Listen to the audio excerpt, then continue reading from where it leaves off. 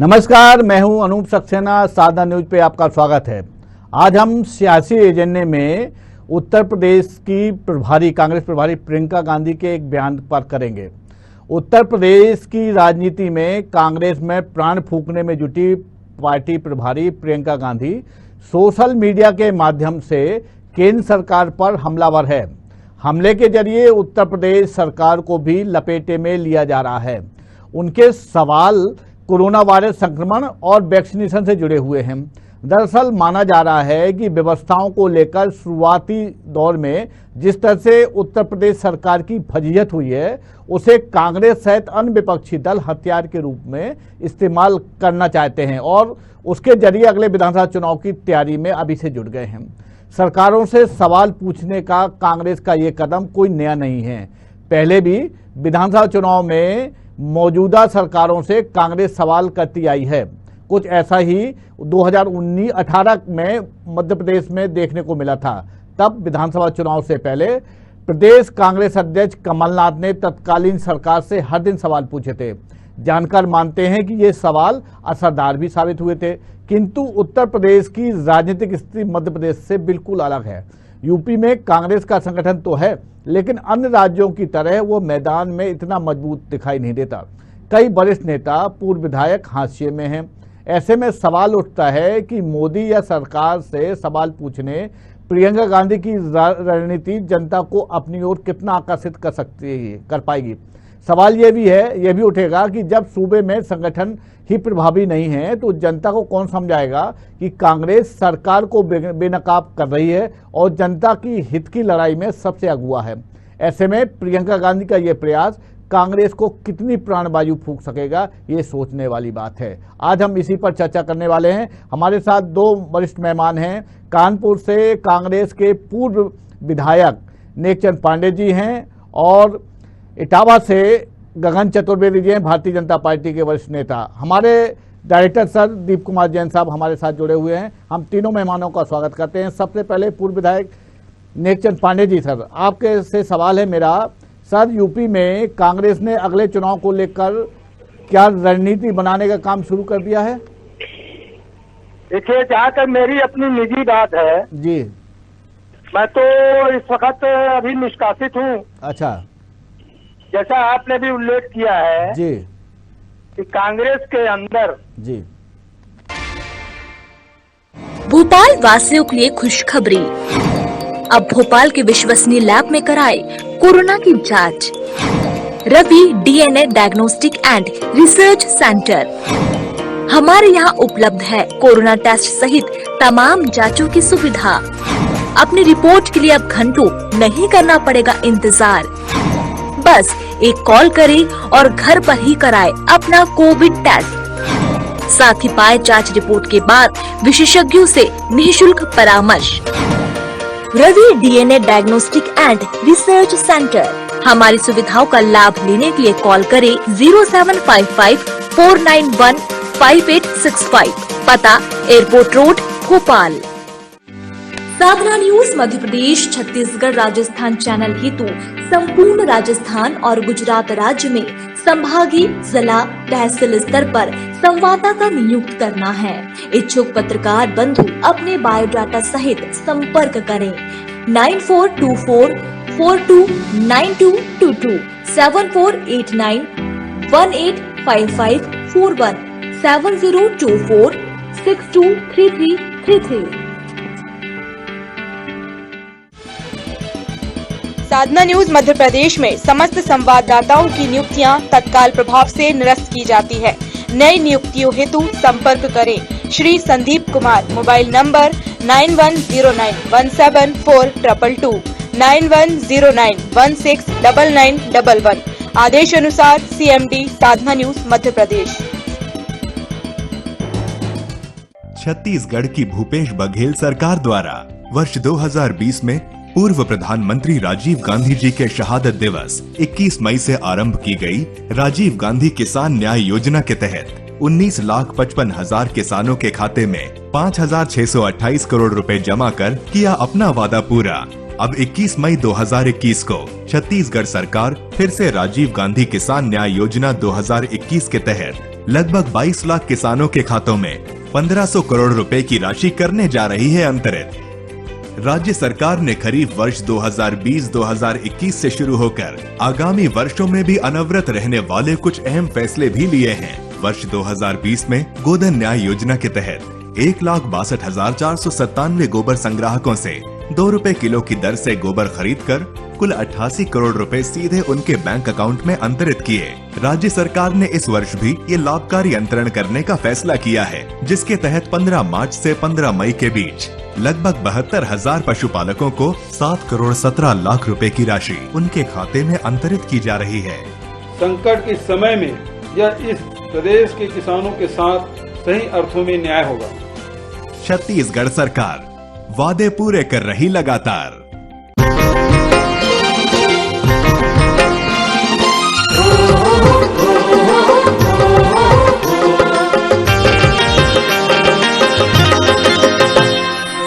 गवाई के संगी मन बेरा आगे झिझको झन काजल टीका के सुरता कर लगे रही सुर रक्षावर बेरी करो ना ताक में है सहल दस के काम में है हम कमैया रोज कमाना लेकर से दिल टीका लगाना घर परिवार पर टीका है सुरक्षा पर बुधिया जन बने सोचते हैं अच्छा।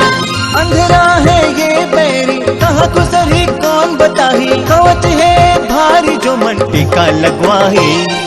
एखरे ओखर होती के अब नए सुनना है मुखिया जी के संदेश बने गुन्ना है।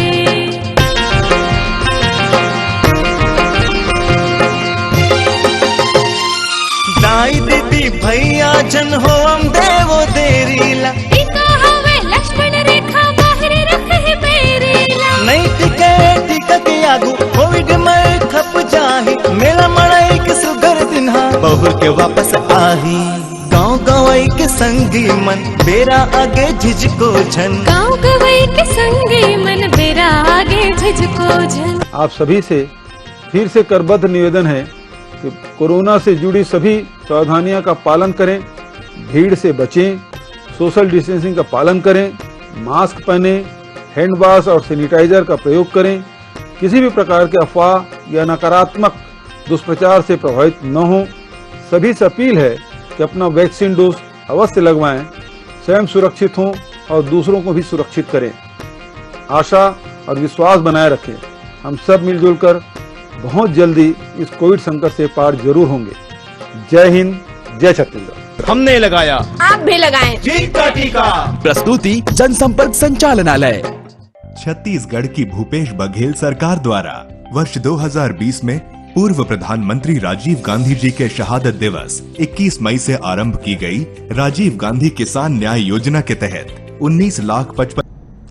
चलिए नेकचंद पांडे साहब, जिस तरह से प्रियंका गांधी सोशल मीडिया के जरिए सरकार को घेरने की बात कर रही है, केंद्र सरकार को उसके के तरह प्रदेश सरकार को घेरने की बात कर रही है, सर इससे क्या आपका कार्यकर्ता, कांग्रेसी कार्यकर्ता ऊर्जावान हो सकेगा?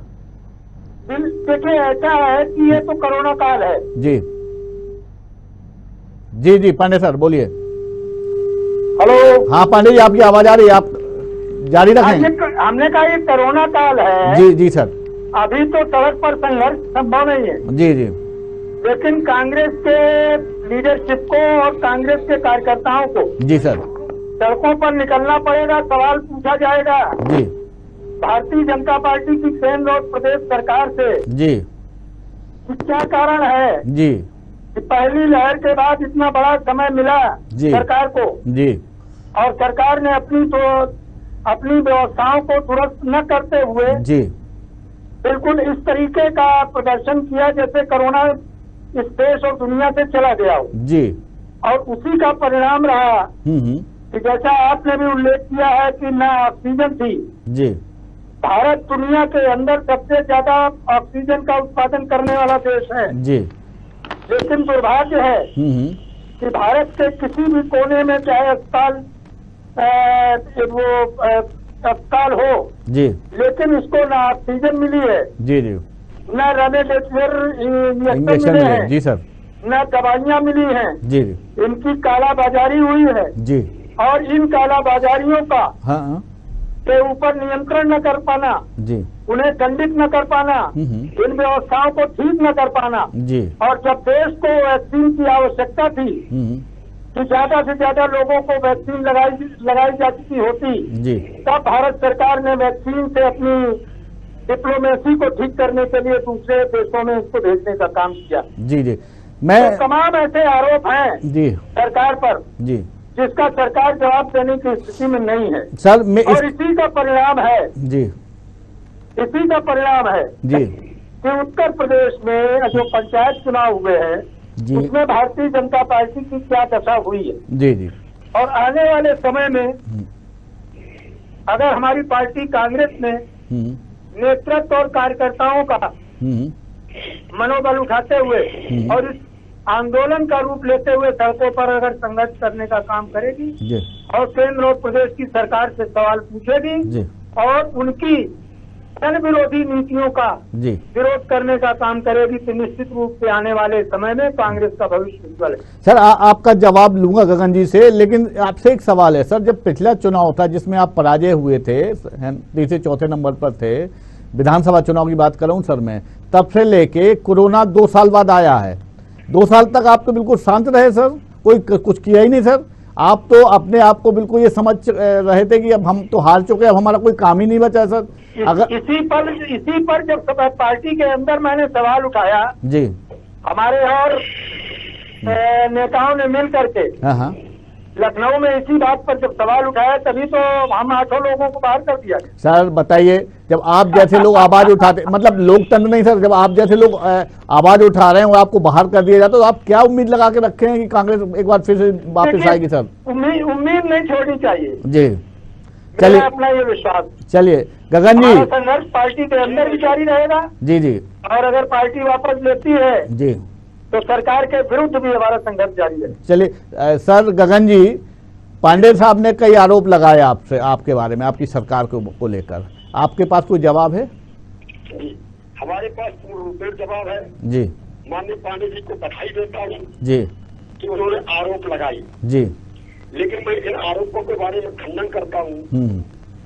क्योंकि आपने ऑक्सीजन के बारे में, आपने दवाइयों के बारे में, आपने कई आरोप कर दिए हमारी सरकार पर, लेकिन आपने भाई साहब देखा होगा कहीं भी ये लोग गए, एक भी आरोप इन्होंने मौके पर लगाए जाके जी, एक भी जब अस्पतालों में समाजवादी पार्टी हो, चाहे बसपा हो, चाहे कांग्रेस हो, चाहे अन्य दल हो, जी, कई क्षेत्रों में दिखाई दिए, जी जी, लेकिन भारतीय जनता पार्टी कार्यकर्ता अभी तक काम करते हुए, अपने को बचाते हुए संघर्ष करता हुआ नजर आया। सर कभी नहीं देखा, हमने कभी नहीं देखा जी कि किसकी सरकार है जी, हम लोग देश के लिए काम करते हैं, उसके लिए काम करना जानते हैं। इसलिए मैं आपसे कहना चाहता हूँ कि भारतीय जनता पार्टी ने कमजोरी कोई चूक नहीं होने दी। अच्छा सर, आप ये मान रहे हैं क्या कि जो पंचायत चुनाव के बाद कोरोना संक्रमण फैला और जो अव्यवस्थाएं, जो विपक्षी दल आरोप लगाने की अव्यवस्थाएं हुई, उससे जनता कहीं ना कहीं नाराज हुई है, और पंचायत चुनाव के जो परिणाम है उसका एक मतलब जो आक्रोश है उसका उसी की बदौलत तो आया है। ये पंचायत चुनाव के बारे में भी आपको बता दिया जी, लगभग 3000 पर सीटें हैं जी, उसमें से 750 भारतीय जनता पार्टी की जीत हुई जी, और 760 समाजवादी पार्टी, कांग्रेस और अन्य दल तो कहीं है ही नहीं जी, लेकिन निर्दलीय जीते वो भी मेरे ही लोग जीते और उन्होंने संस्था भी खैर कर दी। अब अलग बात है सर, अब अलग बात है कि निर्दलीय आपके हो गए, आपने तो उनको टिकट ही नहीं दिया, तो समर्थन दिया ही नहीं था सर। आपने जिनको समर्थन दिया वो तो चुनाव हार गए सर, वो तो चुनाव हार गए। आज हम 60% पर फिर बैठे हुए हैं, हमारे लोग कहीं न कहीं दान करके चलिए गगन जी, एक सवाल आपसे है, आपने अभी, आपको याद हो कि 2 दिन पहले रविवार को एक संघ की बैठक हुई है, दिल्ली में हुई है, और आज आपको जानकारी, जहां तक मुझे जो सूचना है कि संघ के सरकारवाला दत्तात्रेय होसबोले साहब लखनऊ में हैं और बैठक ले रहे हैं। अगर ये सब कुछ नहीं होता, अव्यवस्था नहीं होती, नाराजगी नहीं होती, पंचायत चुनाव के परिणाम नहीं आए होते, तो केंद्रीय नेतृत्व पार्टी का और संघ को इतना इन्वॉल्व नहीं होना पड़ता, चिंता नहीं करनी पड़ती सर उत्तर प्रदेश को लेकर?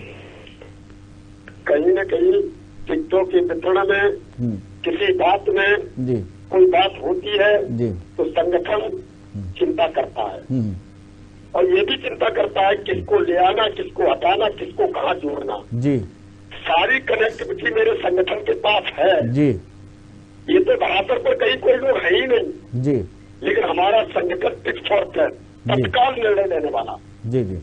और हर जगह पर निर्णय भी तत्काल ही लिया गया। तो आप क्या मान रहे हैं, कहीं ना कहीं चूक हुई है क्या, आप मान रहे हैं क्या सर? नहीं, चूक नहीं, हम बात ये कह रहे हैं जी। किसी के द्वारा अगर भ्रमित किया गया है और किसी के द्वारा बताया नहीं गया है, जी, हो सकता है तो इसके संगठन का परिवर्तन और विचार करना उचित रहता है। वो लोग कर रहे हैं, अपना निर्णय ले रहे हैं संगठन का परिवर्तन। आप बात कर रहे हैं किस बात का परिवर्तन सर? नहीं, कहीं भी संगठन में जी, अगर गगन चतुर्वेदी ठीक नहीं है, हाँ, हमें नहीं लगाया जाता है, हाँ, दूसरे व्यक्ति को लगाया जाता है, हाँ, तो हम लोगों को कोई परेशानी नहीं होती तो है। मतलब हम इसका मतलब सर ये कि आप मान रहे हैं कि कहीं ना कहीं चूक हुई है और उसके लिए संघ और संगठन है, जो केंद्रीय नेतृत्व है उस पर सक्रिय हो गया है और जो डैमेज कंट्रोल में जुड़ गया है सर। नहीं, संगठन हमारा संघ जो है जी, वो मात्र संगठन है जी, निर्णय सर्वोपरि है जी, जब हम लोग उसके दिशा निर्देश के साथ जी, अपना उन लोगों को कोई काम नहीं चाहिए। जी, उन लोगों में देश खुशहाल होना चाहिए, जी, देश उन्नत करना चाहिए, भारत माता की जय जयकार हो, विश्व में भारत का नाम हो। लेकिन सर संघ का जो मंतव्य है, संघ की जो उनकी मंशा है, उस मंशा के अनुरूप उत्तर प्रदेश में नहीं हुआ, तभी ना संघ चिंतित है, तभी ना उत्तर प्रदेश में आप भले ही कह रहे हैं, लेकिन विपक्षी दल जो आरोप लगा रहे हैं कि पंचायत चुनाव का जो परिणाम है उसमें जनता का आक्रोश जता दिया जनता ने। हमारे यहाँ सुझाव सभी लोगों से लिए जाते हैं जी, संगठन जनता से भी सुझाव लेता है जी, संगठन जमीन के कार्यकर्ता से भी सुझाव लेता है, जी, फीडबैक हमेशा रहता है। जी, गांव का किसान है जी, ऐसी बात नहीं भाई साहब, हमारे किसान से चिंता न की जाती हो। जी सर, आपके किसान चिंता की जाती होती तो पूर्वांचल से एक बड़ा सा किसानों का एक बड़ा भाग, मतलब काफी संख्या वहाँ पे आंदोलन में बैठा है उत्तर प्रदेश के बॉर्डर में सर, दिल्ली के बॉर्डर में सर। आप कह रहे हैं कि चिंता की जा रही। खैर, हम अपने डायरेक्टर सर से पाएंगे। सर, जिस तरह से 2018 में कांग्रेस के तत्कालीन अध्यक्ष या मौजूदा अध्यक्ष हैं कमलनाथ जी, उन्होंने एक सवाल किया था सरकार पर, हर दिन एक सवाल पूछते थे मौजूदा सरकार से और उसका जवाब मांगते थे, तो उसका कुछ असर मिला था, उसका कुछ परिणाम सकारात्मक मध्य प्रदेश में देखने को मिले थे और कांग्रेस की सरकार बनी थी तब। लेकिन सर, उत्तर प्रदेश में जिस तरह प्रियंका गांधी केंद्र सरकार और प्रदेश सरकार पर जो हमला बोल रहे हैं, सवाल कर रहे हैं, उसका कुछ लाभ क्या उत्तर प्रदेश कांग्रेस को मिल सकता है क्या सर? ऐसा है कि मध्य प्रदेश में कमलनाथ जी ने जब सवाल पूछना शुरू किए तो उसकी धार भी तेज थी और संगठन भी यहाँ का मजबूत था, जिससे कमलनाथ जी यहाँ के मुख्यमंत्री बने।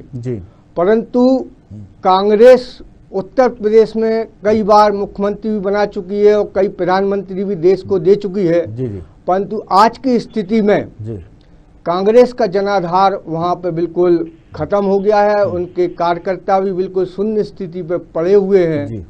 उनमें किसी भी तरह से कांग्रेस को बहुत मेहनत करना पड़ेगी अपना जनाधार मजबूत करने के लिए, अपने बूथ लेवल पे कार्यकर्ता मजबूत करने के लिए। जी पांडे साहब, हमारे डायरेक्टर साहब की जो बात कही उसका जवाब चाहेंगे हम आपसे।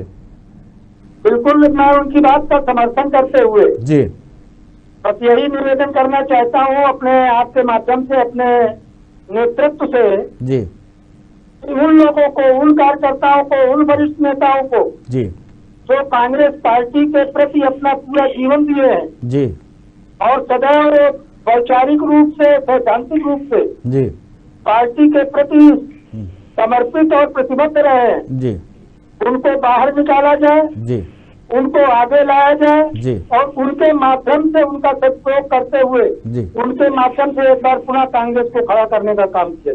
अच्छा सर, मैं आपसे समझना चाहूंगा कि कांग्रेस ने, जैसे डॉक्टर साहब ने कहा कि कई प्रधानमंत्री दिए हैं, अभी भी प्रधानमंत्री उत्तर प्रदेश से हैं, कई बार नेतृत्व किया है कांग्रेस ने मध्य प्रदेश उत्तर प्रदेश में, क्यों आज वजह क्या आएगी? अब सर आपके पास एक अध्यक्ष ब्लॉक लेवल पे नहीं मिल पा रहा, जिले में अध्यक्ष नहीं मिल पा रहा, कार्यकर्ता नहीं है सर, कोई झंडा उठाने वाला नहीं है, वजह क्या है, क्यों ऐसी स्थिति उत्पन्न हुई सर? उसका बहुत बड़ा कारण ये भी है कि हम 30 साल से ऊपर होने जा रहा है जी, उत्तर प्रदेश में सत्ता में वापसी नहीं कर पाए जी, एक तो बहुत बड़ा कारण ये भी है जी, और दूसरा जी, कि हम बाहर के लोगों को जी जिनका पार्टी के प्रति जी कोई संबद्धता नहीं है, कोई प्रतिबद्धता नहीं है, जी वैचारिक रूप से वो कांग्रेस की संस्कृति के अनुरूप नहीं रहे हैं, ऐसे लोगों को हमने पिछले चुनाव में अपना उम्मीदवार बनाने का काम किया है। जी 400 में 300 उम्मीदवार जी दूसरी पार्टियों से लेकर के जी कांग्रेस पार्टी में बनाया, जी चुनाव लड़े, जी पार्टी के फंड का दुरुपयोग करते हुए जी वापस फिर अपने उन्हीं दलों में वापस चले जी। गए या अपने घरों में बैठ गए। लेकिन सर आप तो अभी दूसरा ये भी एक कारण बहुत बड़ा है। सर अभी आप बाहर तीसरा अभी मैंने आपको बताया ही है जी जी कि जब प्रतिबद्ध लोग अपनी आवाज उठाते हैं जी तो उनको गैर प्रतिबद्ध लोग जो आजकल पदों पर विराजमान हैं जी वो उनको बाहर का रास्ता दिखाने का काम कर रहे हैं। ये पार्टी की कमजोरियां हैं, लेकिन मुझे आशा है, मुझे पूरा विश्वास है कि एक न एक दिन पार्टी हाईकमान हम लोगों की बातों को सुनेगा, विचार करेगा और निश्चित रूप से हम सब मिल करके कांग्रेस को मजबूत करने का काम करेंगे आने वाले समय। आपकी इस आशा का, आपकी इस उम्मीद का आधार क्या है? आपको तो सुना ही नहीं रहा है, सुना ही नहीं जा रहा है सर। आपने अपनी बात रखी, आपको बाहर कर दिया। सर कौन है जो जिस तरह से आप जैसे लोग जो हाशिए में हैं, अगर यही हाल रहा तो कांग्रेस कैसे विधानसभा चुनाव में खड़ी हो पाएगी? तो क्या माने कि बिल्कुल इस बार भी काफी मतलब प्रदर्शन में नहीं, उसमें लड़ाई में नहीं रही कांग्रेस? सर भारतीय जनता पार्टी तो 2 सीटों से 300 के ऊपर गई, हाँ तो आशा तो रखनी ही चाहिए। जी जी सर। सर एक स्थिति और एक सवाल और है मेरा आपसे कि क्या विधानसभा चुनाव जो आपके उत्तर प्रदेश में होने हैं सर, अब समय ज्यादा नहीं रहा है और कांग्रेस अब तक जैसे आप जैसे लोग अभी घर में बैठे हैं, बाहर ही नहीं निकल रहे हैं, और भी आप जैसे तमाम पूरे उत्तर प्रदेश में कार्यकर्ता फैले होंगे जो अभी तक घर में हैं, जो घर में बैठ कर ये तमाशा देख रहे हैं कि जिला पंचायत में कौन किस पार्टी का अध्यक्ष बन रहा है, ब्लॉक प्रमुख कौन बन रहा है, अपनी उनकी कोई सहभागिता नहीं है, वो अपने आप को उपेक्षित देख रहे हैं और अपने पार्टी नेतृत्व को कोस रहे हैं। तो सर ऐसे में कांग्रेस कहाँ खड़ी हो पाएगी, कहाँ टिकेगी विधानसभा चुनाव में? सर नहीं, आपका कहना वाजिब भी है, उचित भी है, और मैं पहले भी डायरेक्टर साहब की बात का समर्थन कर चुका हूँ जी, लेकिन मैं आशा नहीं छोड़ सकता। मैं उन लोगों में नहीं हूँ कि कांग्रेस आने वाले समय में। चलिए गगन जी आपसे जल्दी से एक सवाल कर रहा हूँ और जवाब चाहता हूँ कि आपके नेतृत्व पर भी सर आपके ही मंत्रियों ने, केंद्रीय मंत्रियों ने,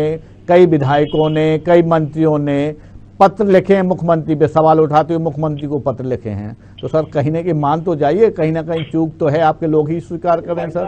चक्कर में है जी, पत्र लिखे हैं जी, अपने मुख्यमंत्री को पत्र लिखना गुनाह नहीं है जी, मुख्यमंत्री को पत्र लिखे हैं। लेकिन सर उन्होंने उल्लेख किया है, उन्होंने उल्लेख किया सर गगन जी, उन्होंने उल्लेख किया है कि व्यवस्थाओं को लेकर सवाल खड़े किए हैं अपने पत्रों में, और अभी केंद्रीय मंत्री हैं एक, उनकी बेटी का स्वर्गवास हो गया, तो उन्होंने बिल्कुल असंतोष जताया है कि इस तरह की स्थिति से उनको डॉक्टर नहीं मिले, ऑक्सीजन नहीं मिले। तो सर जब आपकी पार्टी का ही एक अहम पद पे बैठा व्यक्ति अगर लिख रहा है तो कहीं ना कहीं क्या व्यवस्थाएं हैं सर?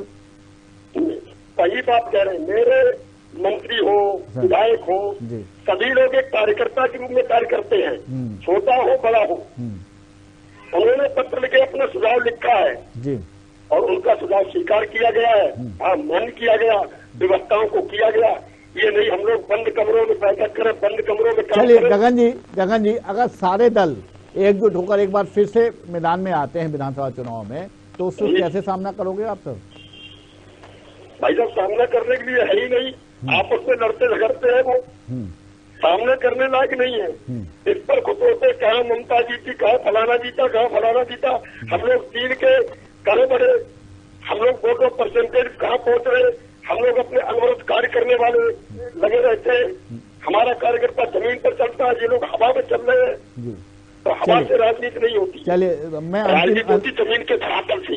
जी गगन जी, कार्यकर्ताओं के सम्मान और स्वाभिमान से, लोगों के विश्वास से, हमें लोगों का, आम नागरिकों का, देश के लोगों का विश्वास पूर्ण रूप से प्राप्त है।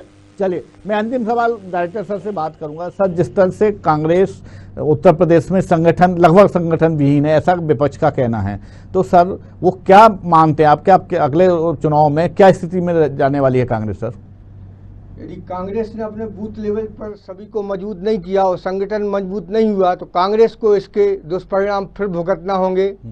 साथ ही भारतीय जनता पार्टी भी बहुत आत्मविश्वास के साथ में चल रही है, परंतु उनको भी अभी पंचायत चुनाव में भारी झटका लगा, तो उनको भी अपनी सोच समझ थोड़ी सी बढ़ाना पड़ेगी।